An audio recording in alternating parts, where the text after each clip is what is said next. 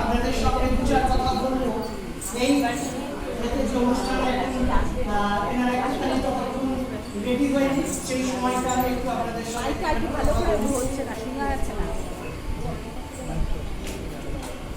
শাবনূর রায়চৌধুরী পরিবার পরিষদের যে ঐতিহ্য, যে ব্যাপ্তি, সেটা আপনারা সবাই জানেন। সেটা নিয়ে আলাদা করে ইতিহাসের নিয়ে আলোচনা করার জায়গা আজকে নয়। তার জন্য সারা বছর সাবর্ণ সংগ্রহশালা রয়েছে, সারা বছর ছাত্রছাত্রীরা আসছেন, সেখানে সারা বছর আমরা এই নিয়ে আলোচনা করছি। শুধু দু চারটে কথা বলব। সাবর্ণ সংগ্রহশালা এই মুহূর্তে আপনারা হয়তো জানেন, অনেকে হয়তো জানেন না, পশ্চিমবঙ্গের পর্যটন বিভাগ, পশ্চিমবঙ্গ সরকারের 24টা যে দর্শনীয় স্থান হিসেবে কলকাতার মধ্যে বেছেছে, যেটা সারা পৃথিবীতে তারা প্রচার করছে, তার মধ্যে আমাদের সাবর্ণ সংগ্রহশালা অন্যতম। এবং সাবর্ণ সংগ্রহশালার সঙ্গে 2 বছরের মূল চুক্তি স্বাক্ষর হয়েছে নিমানপুর কলেজের, এবং নিমানপুর কলেজের তরফ থেকে আজকে প্রিন্সিপাল স্যার ডক্টর জয়দীপ সালুকি আসতে পারেননি, উনি দেশের বাড়িতে যেতে হয়েছে, ওনার বাবা খুবই অসুস্থ হয়ে পড়েছেন হঠাৎ। কিন্তু আমাদের মধ্যে উপস্থিত রয়েছেন দুজন বিশিষ্ট অধ্যাপিকা, রয়েছেন লীলা সরকার এবং দেবারতী মন্ডল। আমরা সাবর্ণ রায়চৌধুরী পরিবার পরিষদের তরফ থেকে ওনাদের আমরা স্বাগত জানাই, ধন্যবাদ জানাই, কৃতজ্ঞতা জানাই।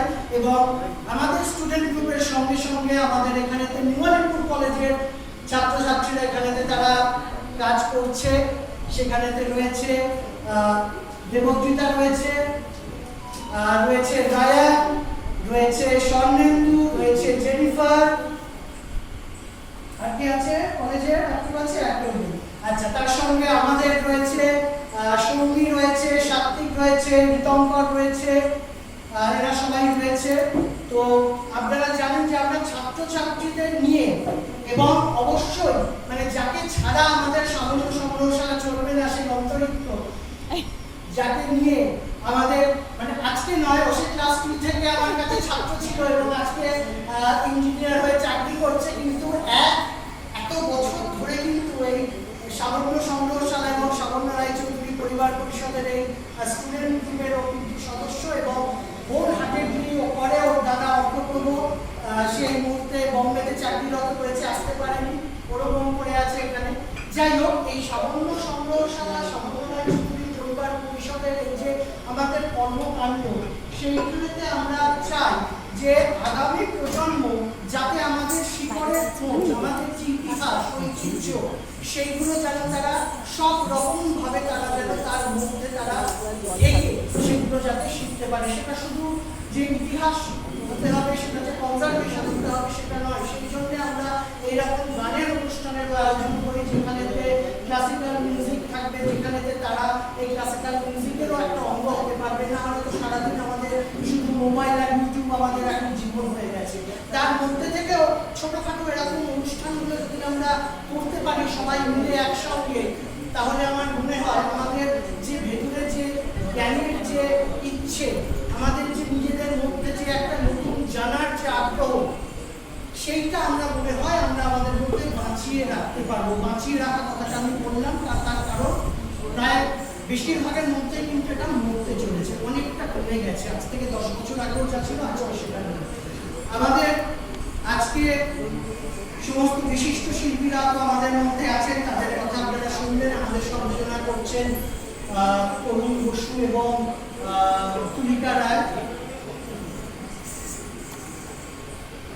তুলিকা দেবী ওনার বলার সময় ইতিহাসের কিছু অধ্যায় উনি আলোচনা করছিলেন, যদিও তার মধ্যে উনি যেহেতু মানে প্রথমবার আমাদের এখানেতে সংযোজনা করতে এসেছেন বা আমাদের সঙ্গে জড়িত হয়েছেন, উনি হয়তো এতটা ডিটেলস জানেন না যে ওনার বলা ইতিহাসটা কদিন ধরে ফেসবুকেতে খুব ঘুরছে, এবং তার তলায় একটা বড় করে প্রতিবাদ কিন্তু আমাদের হয়েছে পরিষদের তরফ থেকে। তার কারণ সেখানে একটা ভাষা ইতিহাস বলা হয়েছে, ওড়িশা, বেহালা, এইসব ইতিহাসগুলো বলা হয়েছে, যেখানে কিন্তু সঠিক ইতিহাস থেকে অনেক কোনো মানুষ সেটা পড়লে ঠিক জায়গাটায় তারা কিন্তু পৌঁছতে পারবে না। একটা ভাষা এইখানে থেকে আমাদের আপত্তিটা।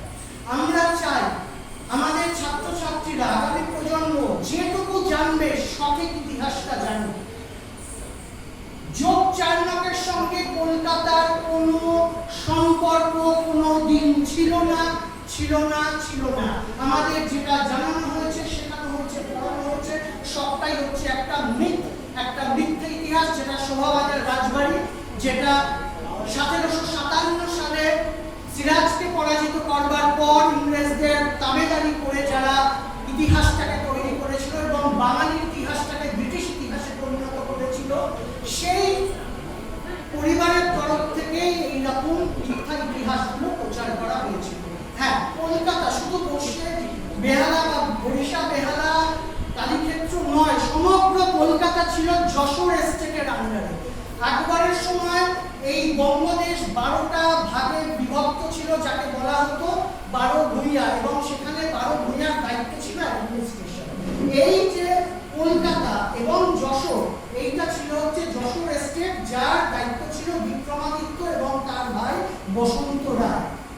বিক্রমাদিত্য অসুস্থ হয়ে পড়লেন, এই বিক্রমাদিত্যর পুত্র হচ্ছে প্রতাপাদিত্য।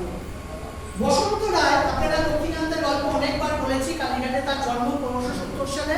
তিনি যখন 21 বছর বয়স, 1591 সালে বসন্ত রায় ওনাকে এই যশোর এস্টেটের মহামন্ত্রী রূপে নিযুক্ত করেন, এবং প্রতাপাদিত্য এবং লক্ষ্মীকান্ত বয়সে খুব কাছাকাছি, এবং বসন্ত রায় কিন্তু তাদের রাজমন্ত্রে দীক্ষা দিয়েছিলেন। বসন্ত রায় তাদের কাছে পিতৃতুল্য, এবং আপনারা জানেন যে লক্ষ্মীকান্তের বাবা কামদেব ব্রহ্মচারী তো চলে গেছিলেন মণিকার্ণিকার ঘাটে সন্ন্যাসী দিয়ে মা কালীর ওই সতীর দেহ অংশ এবং কালীঘাটের যে মূর্তি প্রতিষ্ঠার পর 1570 সালে। তো সেটা একটা আলাদা গল্প, আমি তার মধ্যে তুলতে চাইছি না। হ্যাঁ, সেই ইতিহাসটা আপনারা জানতে পারবেন। তার জন্য আমাদের যে কালীক্ষেত্র কলিকাতা যে বুকলেটটা রয়েছে, সেইটা 10 টাকার বিনিময়ে আপনারা এখান থেকে সংগ্রহ করতে পারবেন সুকুমার রায়চৌধুরীর কাছ থেকে। আমি সুকুমার রায়চৌধুরীর কাছে আমি এটা দিচ্ছি, আপনারা সেটা কালীঘাটের ইতিহাসটা সেখান থেকে পেয়ে যাবেন। আমি শুধু এইটুকুই বলবো, আপনারা যারা ইতিহাস জানতে চান, আপনারা সাবন্ত সংগ্রহশালাতে আসতে পারেন যে কোনো দিন, বৃহস্পতিবার বাদে 10টা থেকে 1টা। সম্পূর্ণ ইতিহাস জানতে পারবেন, কলকাতার সেই দলিল দেখতে পারবেন, সবকিছু দেখতে পারবেন। এইবার আমরা আজকে যে আমাদের শিল্পীরা রয়েছে